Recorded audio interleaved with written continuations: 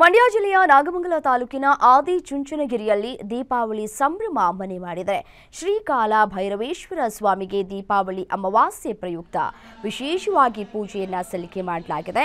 ಮಠದ ಪೀಠಾಧಿಪತಿ ಡಾಕ್ಟರ್ ನಿರ್ಮಲಾನಂದನಾಥ ಸ್ವಾಮೀಜಿಗಳಿಂದ ಅವರ ನೇತೃತ್ವದಲ್ಲಿ ಕಾಲಭೈರವೇಶ್ವರನಿಗೆ ಅಭಿಷೇಕ, ಅಲಂಕಾರ, ಷೋಡಶೋಪಚಾರ ಸೇವೆಗಳು ನೆರವೇರಿದವು. ರಥೋತ್ಸವದಲ್ಲಿ ನೂರಾರು ಭಕ್ತರು ಪಾಲ್ಗೊಂಡು ದೇವರ ದರ್ಶನವನ್ನು ಪಡೆದು ಪುನೀತರಾದರು.